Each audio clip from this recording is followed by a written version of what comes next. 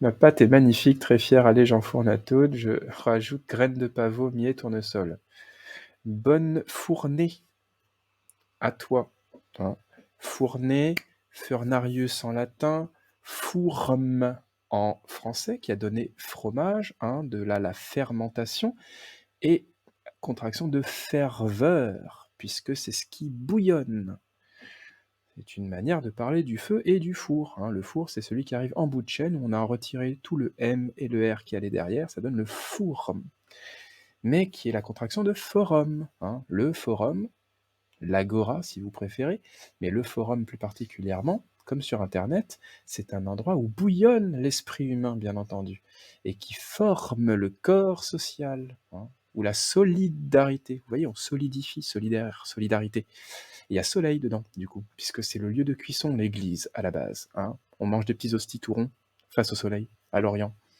Et c'est pour ça que d'ailleurs, il y a des coqs au-dessus des clochers. Et le coq, c'est la coction. Hein. On fait cuire la foule et elle devient un corps. C'est la crêpe, quoi. Hein. On met l'œuf sur la plaque chauffante et psh, ça solidifie. On solidaire, on se maintient tel que l'on est. Hein. C'est un liquide qui devient solide. D'ailleurs, oui, j'ai parlé du soleil, mais le tournesol, comme son nom l'indique, se tourne vers le soleil. Bon, ça, je pense que j'enfonce une porte ouverte en le disant, quoique. Cela dit, si les graines font beaucoup d'huile, elles font beaucoup d'œil. Hein. Œil, oil. D'où la langue d'oil et la langue d'oc. Hein. Elles sont rivales, mais vous voyez que c'est l'huile et l'eau, oc ou aqua d'un côté et oil ou œil de l'autre, l'huile. L'huile et l'eau, vous savez, ça se mélange pas très bien. Il y en a un qui flotte au-dessus de l'autre et vous remarquerez que l'oil semble avoir pris le dessus. Ah, c'est pareil, c'est de la méta-histoire. On fait des jeux de mots sans vraiment en faire, on fait de la linguistique sans vraiment la faire officiellement, et on tombe sur des drôles de curiosités comme ça. Et en portugais, girasol, girard, tourner, tout à fait. Le fameux giratoire et le giron, ce qui reste dans l'enceinte, hein, l'enceinte étant forcément courbe.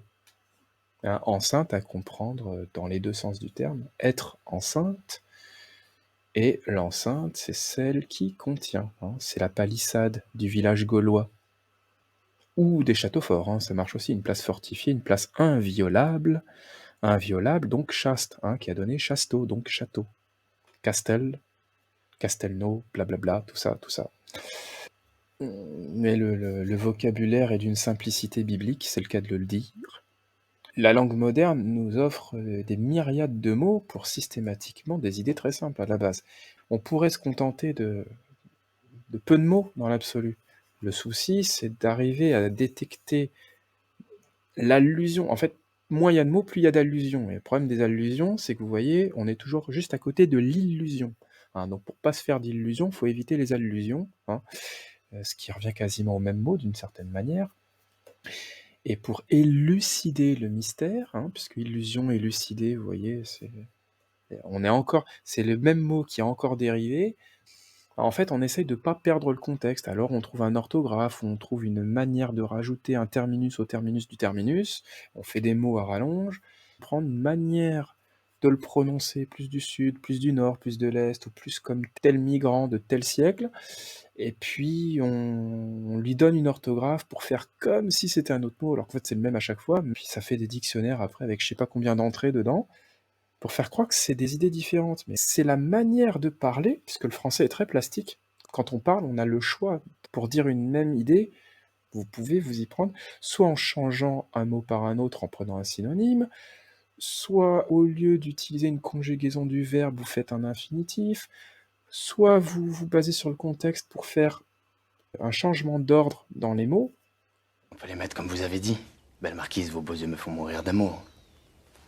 Ou bien, d'amour, mourir me font, belle marquise, vos beaux yeux. Ou bien, vos yeux beaux d'amour me font, belle marquise, mourir. Ou bien, mourir, vos beaux yeux, belle marquise, d'amour me font. Ou bien, me font vos yeux beaux mourir, belle marquise d'amour. Ouais, mais alors, laquelle est la meilleure? Eh bien, celle que vous avez dite.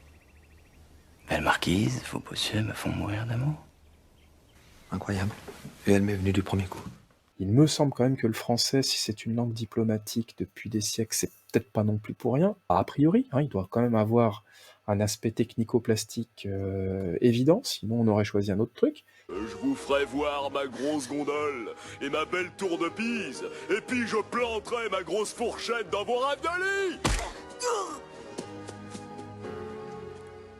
Le live ne sera pas rediffusé. Si vous avez besoin de la rediff, il sera en rediff après abonnement. Donc je vous relance sur la page, vous trouverez le lien facilement sur ma page YouTube, hein, bien entendu. Moi je découperai des extraits quand j'aurai le temps, et si je ne l'ai pas tout de suite, il faudra attendre. Bisous à tous, salut!